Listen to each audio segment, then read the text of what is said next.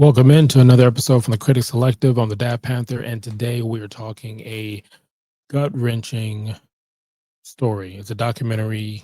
Clearly, I just saw it not too long ago, and I am still shaken up by it. And I probably did this same video maybe 7 times and hit delete because I just couldn't put the right words together. But before we get into this documentary, hit the subscribe button, like, follow, and comment for more. We're going to go ahead and rate this, and then I'll tell you why we did the rating for it. Normally, we go ahead and we give you the lows and the high, but this is going to be a little different. We rate here from a 0 to 5, with 5 being excellent, 0 being horrible, and everything in between. This documentary that we're talking about is The Perfect Neighbor. It's on Netflix. It's about an hour and 40 minutes, hour 38 minutes, give or take, for this documentary. It's a true crime documentary based off of a true story with AJ Owens, if I'm saying her name correctly, respectfully.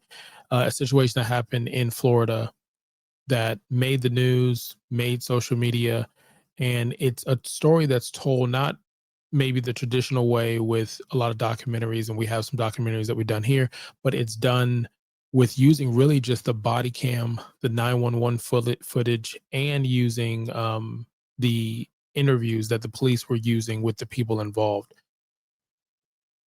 This is just such an interesting thing because, just to say a warning, if you haven't seen it, I'm going to say black trauma. And why I'm saying that is there's a lot of people who are just fatigued about watching something where there is no good story for the most part. If there is, it's a low hanging fruit, respectfully.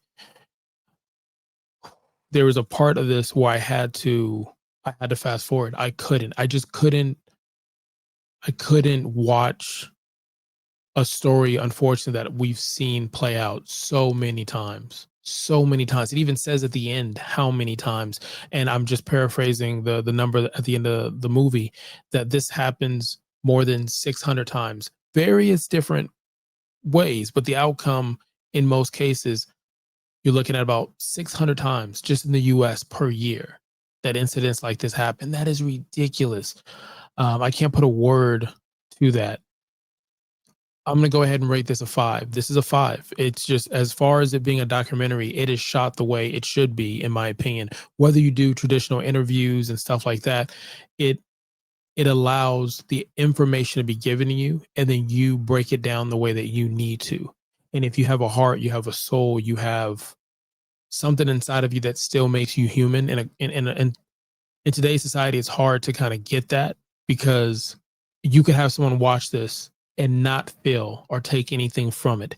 And there were people that were on the other side of this camera, not this camera, but the camera in general, that didn't feel that. And you see that, and they didn't doctor anything. They just said, here's the information.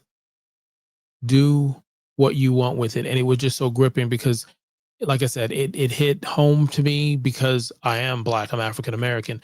I have lived in neighborhoods where I've played football or sports or just hanging out, and a neighbor just doesn't want you near what they believe is their property and how they dictate the property line and things like that. And we were just kids. We didn't do anything crazy. We weren't messing anything up. We weren't, knocking on doors and running. It was nothing like that. We're just kids being kids. And there are some people who are, the grumpy old person, like, hey, Mr. Wilson.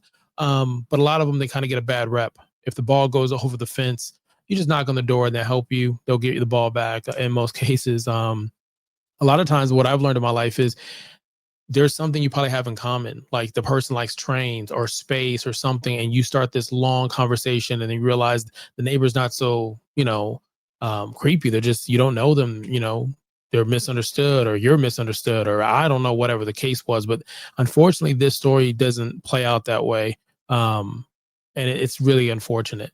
Like I said, I would rate this a 5. I thought it was put together very well. I thought the emotion that I felt, even after checking online, a lot of people felt this emotion as well. And then I was not surprised to see that it did win some awards and was nominated for certain things in the area of documentaries. So just doing something a little different, because this wasn't something different but it made me feel something different, if that makes any sense.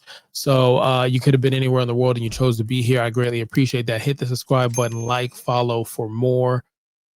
Yeah, The Perfect Neighbor. It's on Netflix. Just came out. Rated a 5. Trigger warning. Until next time. I got a tongue tie right there. Until next time.